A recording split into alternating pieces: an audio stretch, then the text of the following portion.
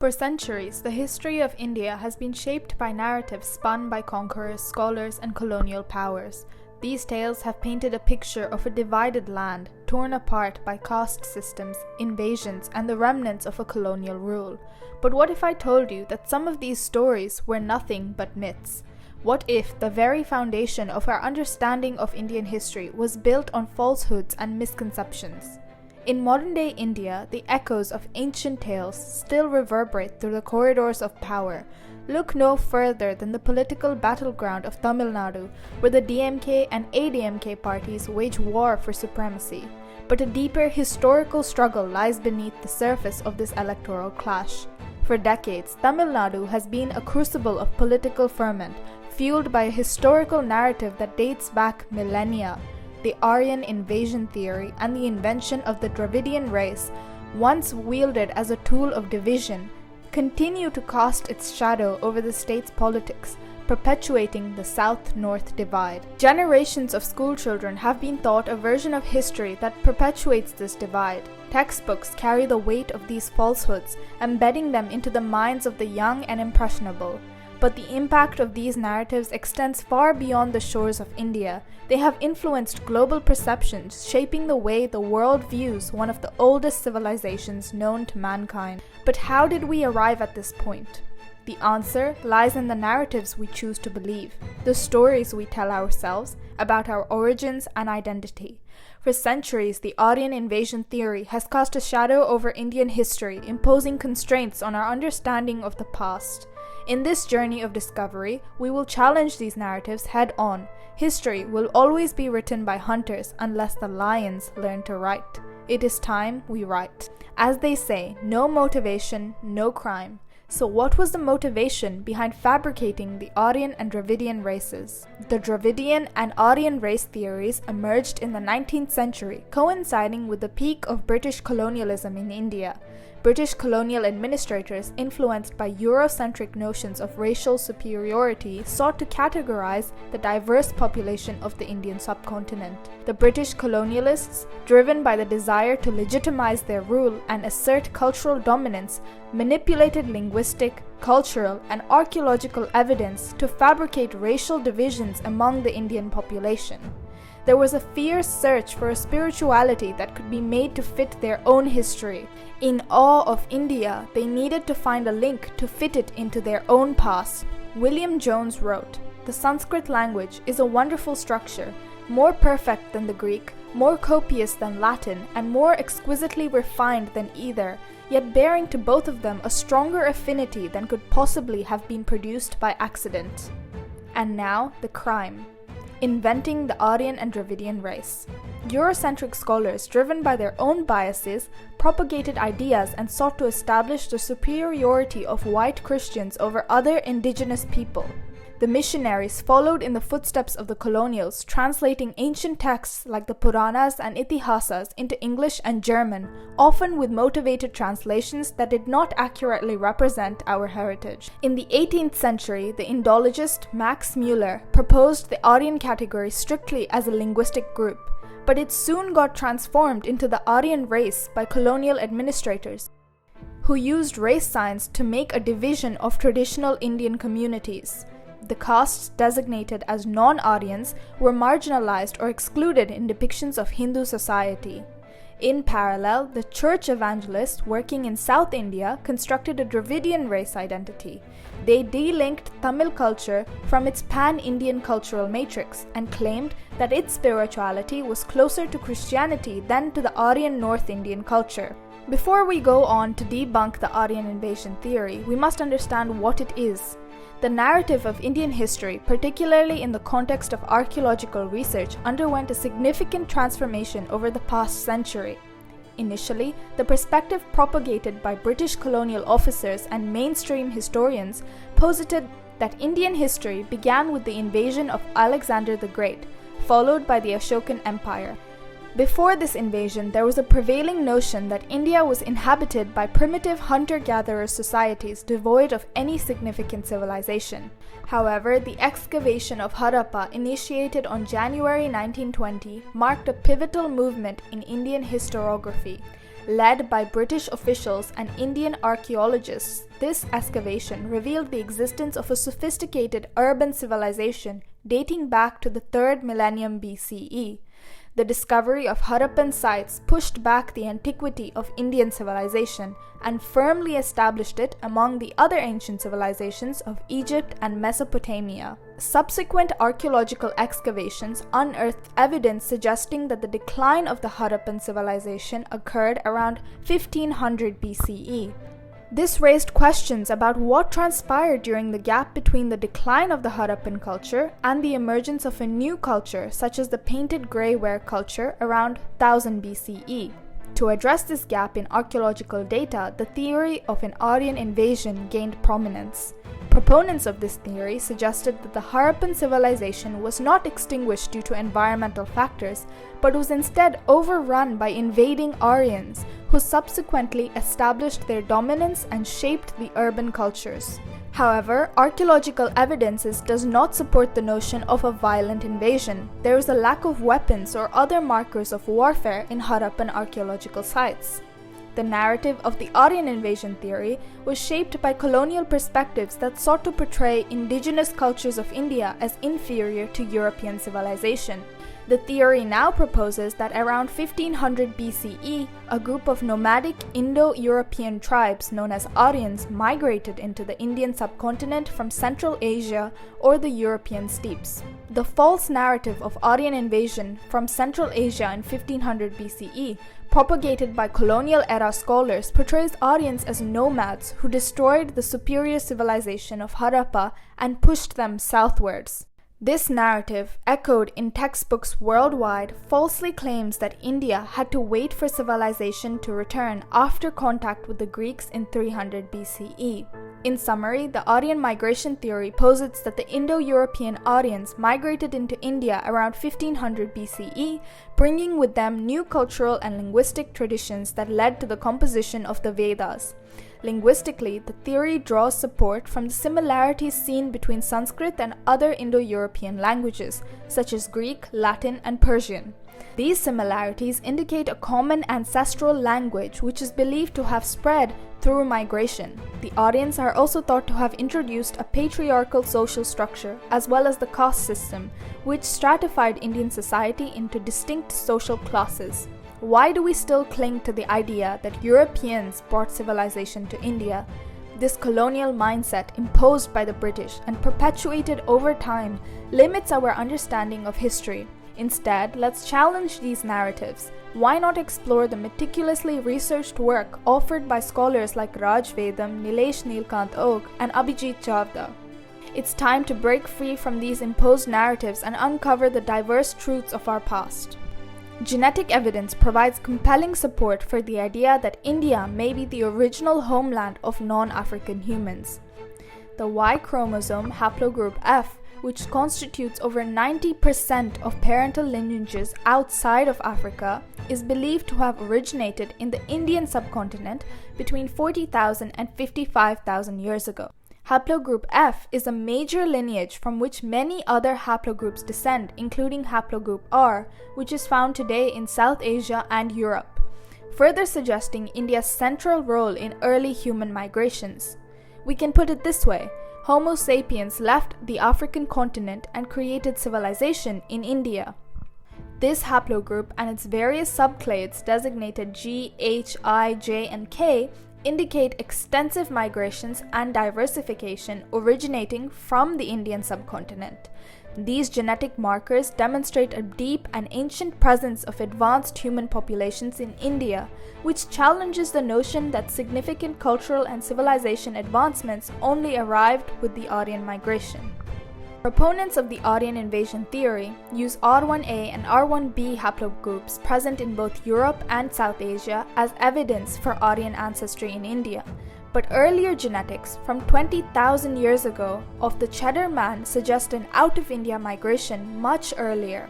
Western hunter-gatherers from 20,000 to 10,000 years ago actually had dark skin, as evidenced by specimens like the Cheddar Man. A mutation for light skin emerged around 30,000 years ago near Iran and India, while mutations for blonde hair also appeared in this region. Traditional theories suggest that farming spread from Anatolia to Europe and eventually to India.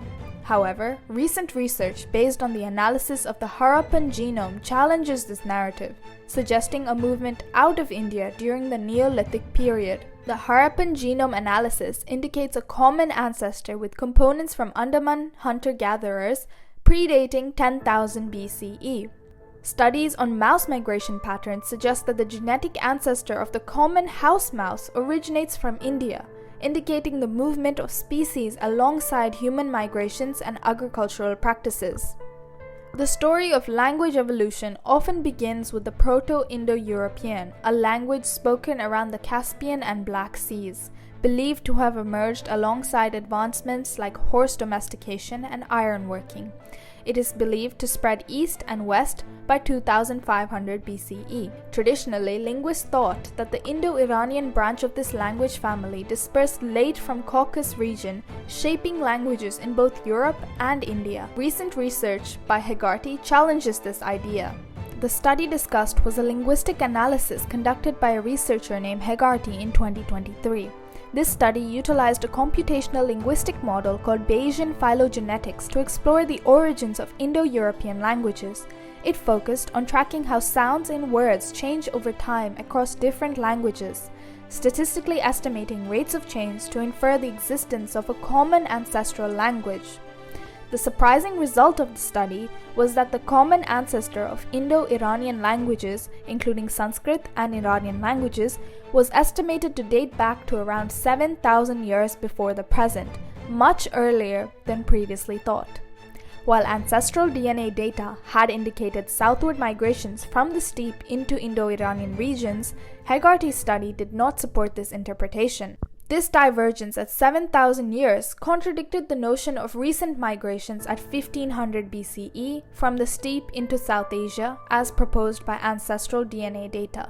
The discrepancy between linguistic and genetic data could potentially be attributed to a back migration scenario. This earlier divergence timeline could imply that the movement of people and languages occurred through different routes or at different times than previously thought. A back migration scenario could explain how linguistic divergence occurred independently of genetic migrations. It suggests that populations may have migrated back to regions from which their ancestors originated, bringing linguistic features with them. If genetic and linguistic evidence points to an ancient advanced human presence in India, why do we continue to overlook the possibility that India itself could have been the cradle of civilization? As we delve deeper into the roots of ancient India, sometimes it's the small details that hold the most power in reshaping our understanding. One such fascinating study sheds new light on the Aryan invasion theory. The lactase persistence study presents a compelling challenge to the Aryan invasion theory. It points out a discrepancy. While Europeans and Indians share the ability to digest milk into adulthood due to a specific genetic mutation, this trait is absent in Central Asians.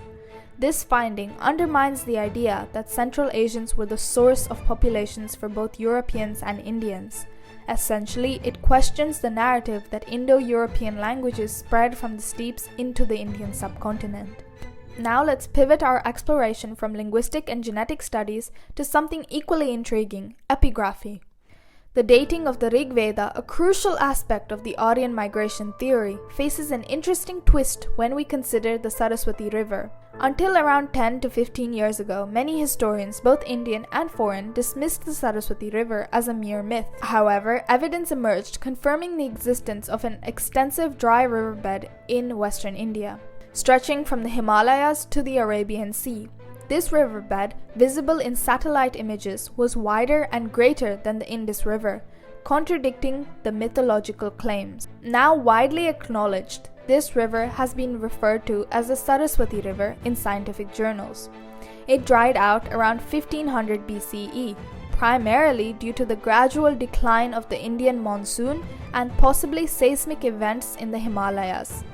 The Indian monsoon, much heavier thousands of years ago, used to feed the Saraswati, making it a mighty river. The significance of the Saraswati River in debunking the Aryan migration theory lies in its portrayal in the Rig Veda. Described as the mother of floods and a loudly roaring river, The Rig Veda depicts the Saraswati as an enormous, mighty river capable of destroying surrounding regions, mentioned some 50 times in the hymns of the Rig Veda. This portrayal aligns with the river's prime state, which existed around 6000 BCE, long before the accepted date of the Rig Veda's composition. If the Rig Veda accurately describes the Saraswati River in its prime around 6000 BCE, it raises questions about the timeline proposed by the Aryan migration theory. If the Aryans arrived in India around 1500 BCE, as suggested by this theory, how could they have composed the Rig Veda, which reflects events from thousands of years earlier? The evidence provided by the Saraswati River challenges not only the timing of the Rig Veda's composition, but also the entire framework of the Aryan migration theory. But dear audience, be wary of using such logic, as you may get labeled as a Hindutva agent instead of a person who has done their research. If the Saraswati River that was long dismissed as a myth has been proven to be real, why should we doubt the existence and historical value of other elements described in ancient texts like the Mahabharata and Puranas? Western scholars were quick to label these as mere legends and myths, but the validation of the Saraswati challenges such skepticism. Let's look at such small details of evidence throughout ancient Indian texts. The Vishnu Purana is one of the 18 Mahapuranas, a genre of ancient Indian texts that form a part of the Smriti literature. This is the specific verse that we refer to. The country that lies north of the ocean and south of the snowy mountains is called Bharata, where the descendants of Bharata reside. This verse explicitly defines the geographical boundaries of Bharat, extending from the southern ocean, the Indian Ocean, to the northern snowy mountains, the Himalayas. The Puranas not only name the region as Bharat, but also indicate that it is a well-known and recognized territory where the descendants of Bharata, a legendary king, live. This suggests a long-standing recognition of a unified cultural and geographical entity that predates any proposed Aryan migration, pointing to an indigenous origin of the Indian civilization. The Mahabharata, an ancient Indian epic, extensively refers to the land of Bharatvarsh. It describes the vastness of this land and its unity under the rule of the Pandavas and Kauravas.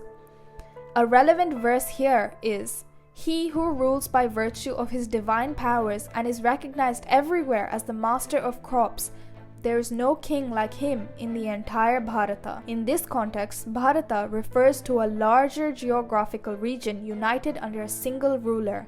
The epic frequently mentions various kingdoms and regions across the Indian subcontinent, treating them as part of a single entity. This consistent reference to Bharatvarsha implies a historical perception of a united cultural and political landscape, further challenging the notion of a disruptive Aryan migration. The Rig Veda, one of the oldest known scriptures of Hinduism, contains hymns that mention numerous rivers from all over India. The Nadi Stuti is particularly illustrative of this argument. This hymn lists rivers from different parts of India, from the north, Ganga and Yamuna, to the west, Saraswati and Sutudri, and beyond. The inclusion of these rivers indicates an awareness of a vast interconnected landscape, suggesting a cultural and geographical unity long before any supposed Aryan migration. The composer of the Rig Veda demonstrates regional awareness and reverence for these rivers, suggesting that he was an indigenous to the land. Let's talk about Chanakya, who was an ancient Indian teacher, philosopher, economist, and royal advisor. In his work, the Arthashastra, he outlines principles of governance and administration for a large empire. One of the key concepts is that of Chakravartin. A Chakravartin is a universal ruler who governs a vast and unified territory. This idea implies that ancient Indian political thought included the vision of a unified, extensive realm that covered what we now know as the Indian subcontinent.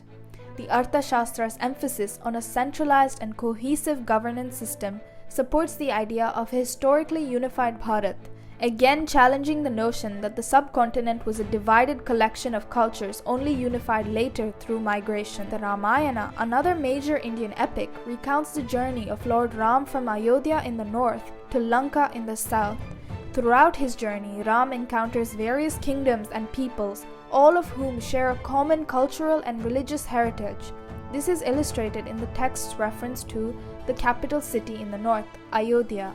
Dandakaranya, the forest region through which Ram travels, Kishkinda, the kingdom of the Vanaras, Lanka, the island kingdom ruled by Ravan. These references to various regions in a single narrative highlight a cultural and geographical continuity, reinforcing the idea of an interconnected and unified Bharat. What can we conclude from these? These elaborations from ancient texts like the Vishnu Purana, Mahabharata, Rig Veda, Arthashastra, and Ramayana showcase the deep-rooted concept of a unified Bharat. This evidence contradicts the Aryan migration theory by suggesting that the Indian subcontinent has a long-standing indigenous culture and geographical unity. Now, according to proponents of the Aryan invasion theory, Dravidian people were the indigenous inhabitants of the land with a rich and ancient heritage. However, this theory posits that their cultural and social fabric was disrupted and reshaped by the incursion of Aryan migrants from Central Asia. Institutions promoting the Dravidian race theory have slithered into the fault lines of India, seeping through the cracks and creating deep, insidious divisions. This deliberate brainwashing manifests in real-life impacts, visible in the comments on social media, where people claim that ancient Indian culture is exclusively Tamil, the Tamils are not part of India, or that Shiva is not a Hindu deity, or that Sanatan Dharma did not originate in India but in fact originated in Iran. The true danger lies not in the external threats, but in the enemy that stealthily infiltrates from within, exploiting our vulnerabilities and fragmenting the very soul of Bharat. In Breaking India, Rajiv Malhotra and Aravinda Neelkandan reveal how the meticulous planning and implementation of an Aryan race and Dravidian race was carried out by the British Empire. In 2004, Devakala published a 400-page guidebook for field missionaries and evangelical institutions titled India is a Thomas Dravidian Christian Nation. How? The book is filled with hatred such as Dravidian rulers were cunningly cheated by Aryans. The idea of Aham Brahmasmi was another evil atheist idea brought by Aryans. Originally, Aham Brahmasmi meant God is in me, but Shankara cunningly twisted it as I am God. During the first international conference of the history of early Christianity, the official announcement of the New York conference unhesitatingly claimed that India's classical traditions, including Tamil literature, Shaivism, Vaishnavism, and Mahayana Buddhism, had been shaped out of Christianity. American authorities, including Senator Hillary Clinton, supported it. She wrote, I am confident that the breadth of resources presented during the conference will shed light on the impact of Christianity on medieval and classical Indian and its effects on the cultural and political climate of India and throughout the world. Indian history and culture became mere myths, and all Tamil culture was traced back to an imagined Thomas Christianity. For example, in a paper titled History of Early Christianity in India, a survey, the authors asserted that there are scholars who believe that the Krishna cycle of stories have been borrowed extensively from Christian sources. However, established scholars are clear on the history of Krishna, as illustrated by Edwin Bryant, who wrote, the worship of Krishna as a divine figure can be traced well before the Common Era, which is also known as before Christ. Tamil Nadu, often considered the heartland of Dravidian culture, is filled with temples dedicated to deities labeled as Aryan gods, such as Vishnu and Krishna. Here are some predominant examples. Sri Ranganathan Swami Temple in Sri Rangam. Dedicated to Vishnu, this temple is one of the largest functioning Hindu temples in the world. It shows the deep reverence for Vishnu in Tamil culture. The Meenakshi Sundareshwar Temple in Madurai. Although it is primarily dedicated to goddess Meenakshi, which is Parvati, and Sundareshwara, which is Shiva, the temple complex also has shrines for Vishnu, demonstrating the integration and worship of Vishnu in Tamil traditions. The Varadaraja Perumal Temple in Kanchipuram, another significant temple dedicated to Vishnu, underscoring the worship of Vishnu in Tamil Nadu. The widespread worship of Vishnu and other gods associated with the so-called Aryan culture in Tamil Nadu challenges the idea of a clear-cut division between Aryan and Dravidian religious practices. The depths of such historical distortion doesn't stop there. In the heartland of Tamil Nadu, political parties play a wicked game to reshape Tamil culture and religious narratives, blurring the lines between indigenous traditions and Christian ideology. When the DMK government in Tamil Nadu altered the traditional Tamil New Year from Chitharai to Thai, it symbolized a departure from age-old customs, urging Tamils to revere the very direction in which their political leaders sat. This act diluted the cultural significance of long-standing practices and fostered allegiance to a political agenda. Similarly, the reinterpretation of the antiquity of Shiva in so-called Dravidian culture underscores this agenda. In traditional Shaiva Siddhanta schools, antiquity of Shiva is traced to the Vedas. However, the claim of Dravidian religion that the antiquity of Shiva by taking Christianity as the first reference and restates a 19th century missionary claim that the earliest mention of this god is in the Book of Amos. This falsely distances Shiva worship from its Vedic roots and gives the appearance of Shiva being mentioned in the Bible. Adi Shankaracharya, a key figure in the revival of Hinduism, was a devout worshipper of Shiva. Born in Kerala, traditionally a part of Dravidian territory, Shankaracharya's devotion to Shiva and his establishment of the Advaita Vedanta philosophy highlights the integration of Shiva worship across India. This contradicts the idea that Shiva was exclusively a Dravidian god. The 12 Jyotirlingas, which are sacred shrines dedicated to Shiva, are spread throughout India, from Somnath in Gujarat to Rameshwaram in Tamil Nadu. This distribution suggests a pan-India worship of Shiva, not confined to any supposed Dravidian or Aryan boundaries. The presence of Shiva worship in the ancient Indus Valley civilization challenges the narrative of the Aryan migration theory. The discovery of seals like the renowned Pashupati seal dating back to 2350 BCE showcases a deity resembling Shiva. This significantly predates the proposed timeline of the Aryan migration, which is believed to have occurred around 1500 BCE. The existence of Shiva worship in such an ancient civilization suggests a continuity that extends beyond the migration. Moreover, if the Aryans were indeed foreign invaders, why would they incorporate the worship of a Dravidian god like Shiva into their texts, such as the Upanishads and the Vedas? This evidence challenges the notion of a distinct divide between Aryan and Dravidian cultures, indicating a more intertwined and continuous cultural landscape in ancient India. Kamil Zvelebil, a prominent Czech Dravidianist, penned a book titled Ananda Tandava, in which he boldly declares the concept of Shiva as a divine dancer, particularly the Ananda Tandava performance, as an Indo-Dravidian invention. However, his assertion seemingly overlooks significant evidence that ties Shiva's origins to the northern regions of India, which have deeply influenced the spiritual fabric of the entire nation, both north and south, over millennia. Firstly, Shiva's abode, Mount Kailash, stands majestically in Tibet, anchoring his divine presence in the northern reaches of the subcontinent. Additionally, the Himalayas, revered as sacred geography, further solidify Shiva's connection to the north.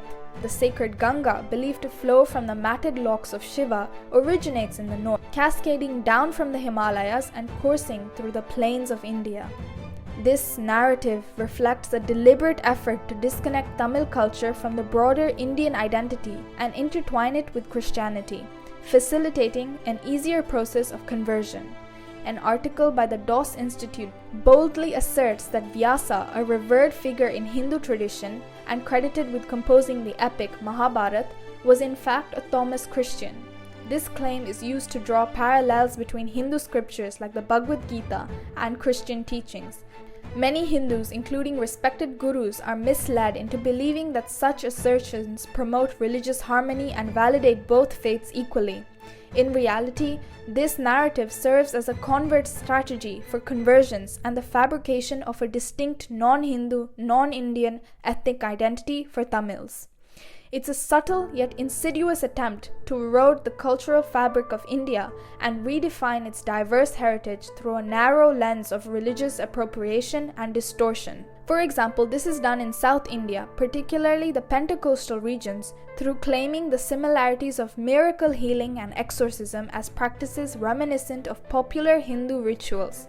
Christianity is contextualized to appeal to local sensibilities. This calculated approach blurs the lines between religions of Hindu and Christianity, using shared customs to get more converts.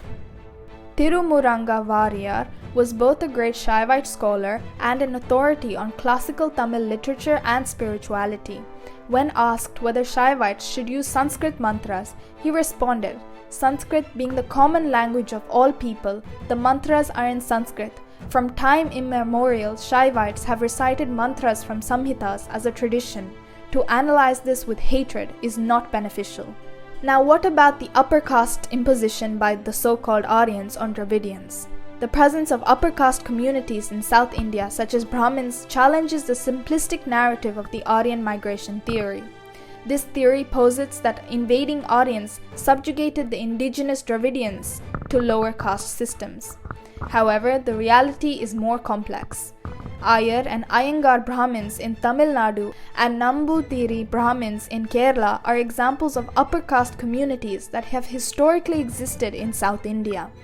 These groups have been integral to the religious, cultural, and intellectual life of the region, suggesting that the caste system developed indigenously rather than as a result of external migration and imposition. In modern times, the caste system has been heavily politicized, particularly by the political parties in Tamil Nadu, such as the DMK and ADMK. These parties have leveraged caste dynamics to consolidate their political power, often at the expense of social harmony. In practice, this has terrifyingly translated into discrimination against Brahmins, who have been vilified and marginalized. இந்த மாநாட்டுடைய தலைப்பே மிகவும் சிறப்பாக அமைந்திருக்கின்றது. சனாதன எதிர்ப்பு மாநாடு என்று போடாமல் சனாதன ஒழிப்பு மாநாடு என்று நீங்கள் இதை போட்டிருக்கிறீர்கள், இதை அழைத்திருக்கிறீர்கள், இந்த நிகழ்ச்சிக்கு பெயரிட்டீர்கள். அதற்கு என்னுடைய வாழ்த்துக்கள். சிலவற்றை நாம் ஒழிக்கத்தான் வேண்டும், எதிர்க்க முடியாது. கொசு, டெங்கு காய்ச்சல், மலேரியா, கொரோனா இதையெல்லாம் நம்ம எதிர்க்கக்கூடாது, ஒழித்து கட்ட வேண்டும். அப்படிதான் இந்த சனாதனம். The caste issue is used as a political tool to mobilize votes and create a distinct identity for the Dravidian parties. The vilification and marginalization of Brahmins in Tamil Nadu demonstrates how historical misconceptions can be manipulated for modern political needs, deepening social fault lines rather than reflecting the true complexity of India's history. The Aryan invasion theory, once held as the truth, now stands challenged by the weight of genetic evidence, linguistic analysis, and archaeological discoveries, by scholars and researchers who have devoted their time in helping India find its truth. It calls on us all to re-examine the narratives that have shaped our understanding of Indian civilization, urging us to peel back the layers of colonial legacy and political agenda to uncover the truths hidden beneath. Amid the scholarly debates and political agendas, one truth emerges. The story of India is as diverse and complex as the land itself. From the banks of the Saraswati River to the temples of Tamil Nadu, from the hymns of the Rig Veda to the dance of Lord Shiva, there lies the indomitable spirit of Bharat.